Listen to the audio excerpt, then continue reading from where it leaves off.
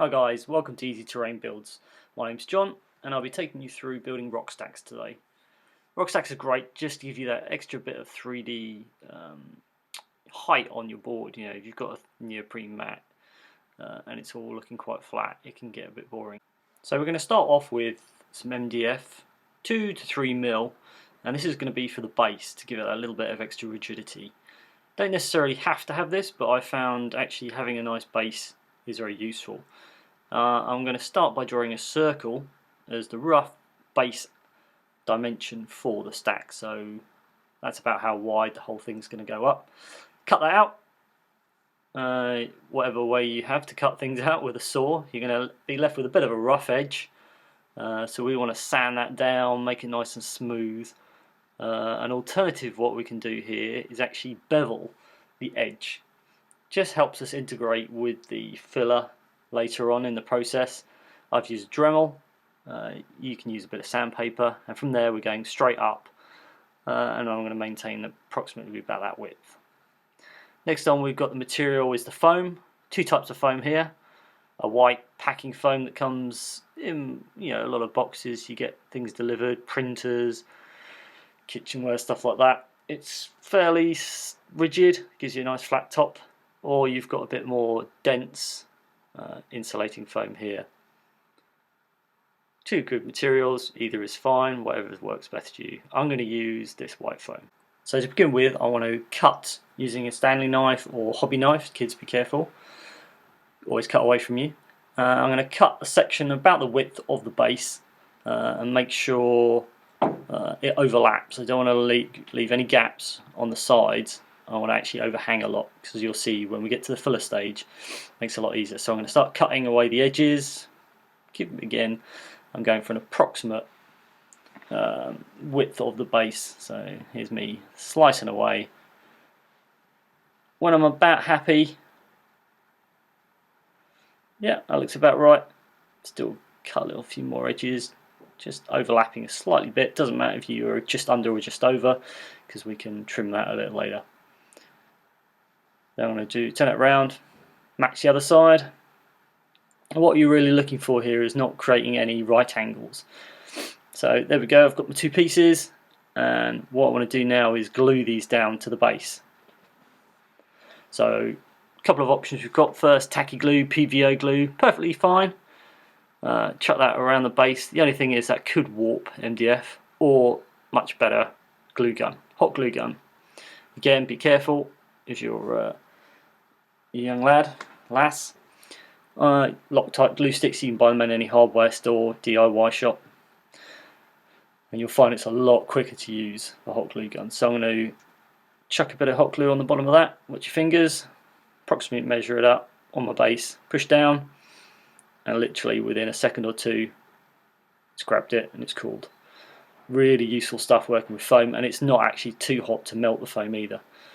So second piece, glue on the inside so it glues to the base, and the other piece that gives that base section a lot more rigidity. Give it a bit of a press in. Again, good to go.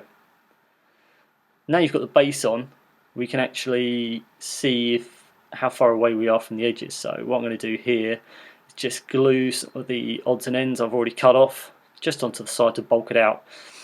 Again, the more you can overlap around the edge or be right up to the edge, the better, because when we get to the filler stage, you don't then have to use so much.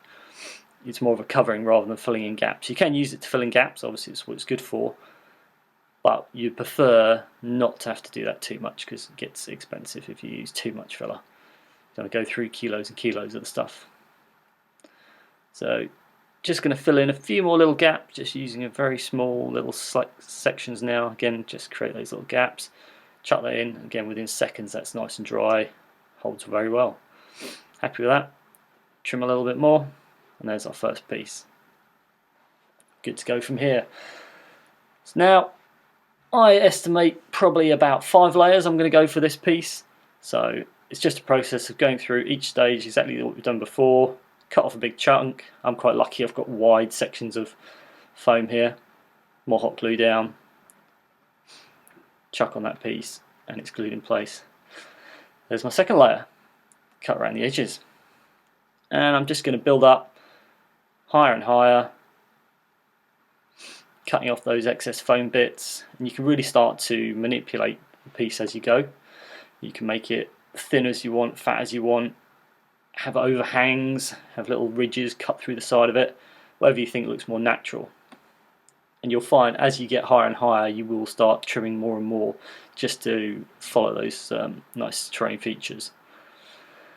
So we're almost there. I'm up to level 4 here, and I've got a nice overhang that side, so it's not uniform. And what I'm really looking forward is not make any flat pieces. And there's 5 levels, so you can still see the gaps between each level. That's not too bad. We'll fill that in later. There's a marine for scale, and a little ultramarine there for true scale. So the next stage we're moving on to is using the filler. So ready mixed filler, buy it again from any hardware shop, DIY shop. This tub was about £7, £8, so not too bad. And it will probably give you about 3-4 projects worth of filler to do it. So to smear on the filler, I use this little spatula, cut down knife, because I've really struggled to find one this small. So cut it down and then level off the edges so it's not too sharp. And from here, just take a small bit of filler at a time and start smearing it on the bottom. Work from the bottom on the way up, and we want to pay a lot of attention to where the MDF meets the foam at the bottom, because that's going to be where you get like a little recess if you're not careful. So I'm just going to go around, work my way through, smear small. You don't need it really thick on, just smear it around. Make sure that you can cover, you can see if the little air holes of the foam pokes its way through. Just there and there. Just really start making sure that's nice and smeared on, and work your way around. That's it, really chuck that stuff on there. Don't need to be too frugal with it. So here I'm starting to hit the part of the join between the 2 slices of foam, and there can be a natural line, so we just want to really try and smooth over that bit just there. Use strokes up and down, don't just go from left to right, because at the end the smear, the effect you'll get will be very unnatural if it's in straight lines. So here I am, near the end, done the whole thing. This will be the longest part of the process, smearing on the filler. Probably take you maybe an hour to do in total. And then here we go, whole thing's done. That's going to give you about 24 hours.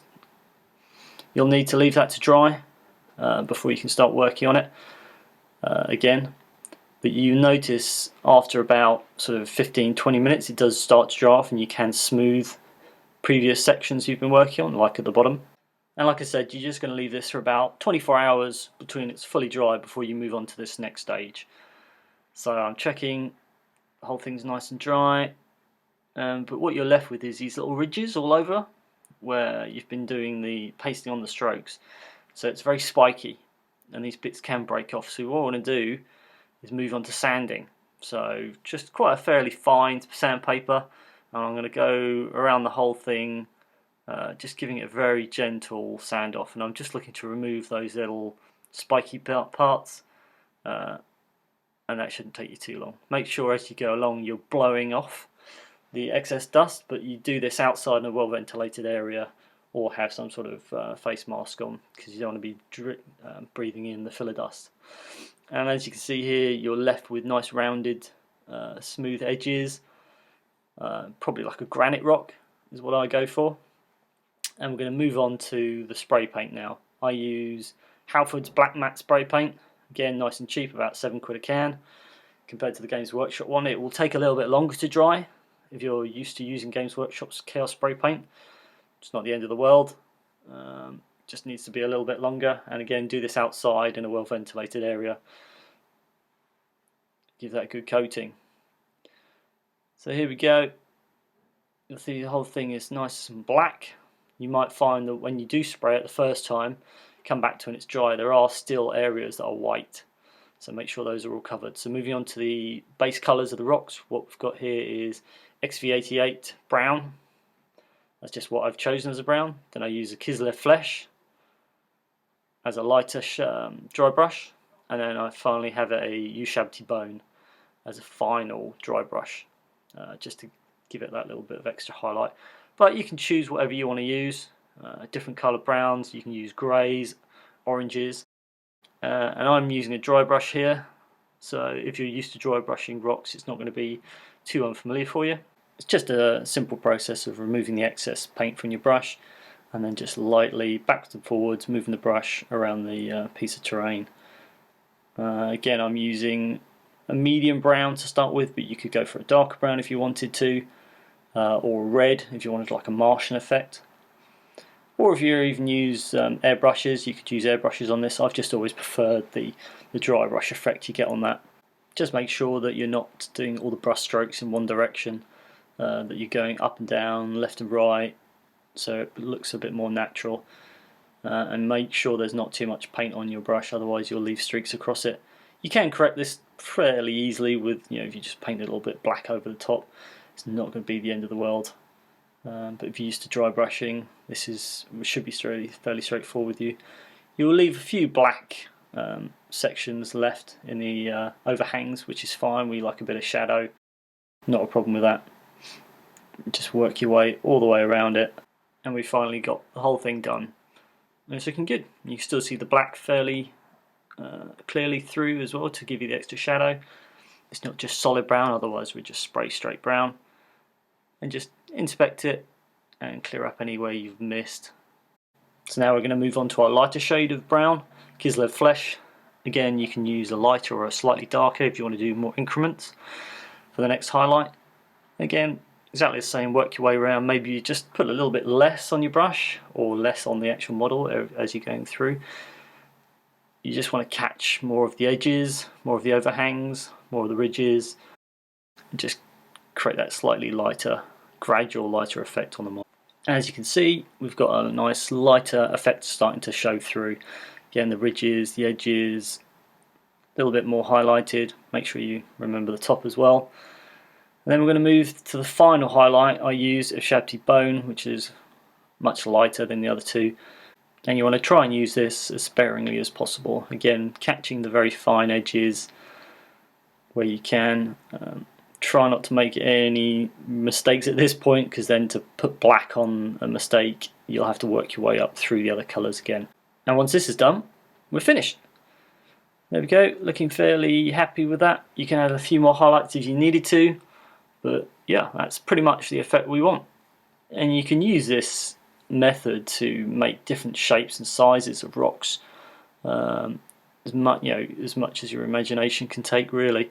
Here are some examples of other rocks I've done: smaller ones, slightly bigger ones, different shapes, different sizes, whatever you really fancy, whatever makes your board look good and gives you that height. You can block titans, you can block all sorts of things with this. Just gives you that real extra height element. And thanks for watching, guys. I really appreciate that you've managed to get all the way through to the end of this video. This is my first one, so definitely going to be a bit rough around the edges, but feel free to leave us a comment about whether this has helped you. If you managed to make a nice cool terrain piece, put it on the Facebook group, Easy Terrain Builds on the Facebook, and subscribe for more videos. Next up, I'll be integrating walkways and stairways onto these rocks, so you will actually start joining these to some of your other terrain pieces, which makes boards much more interesting, cool for Necromunda, 40k, whatever you want. Okay, cheers guys, and I'll catch you in the next video.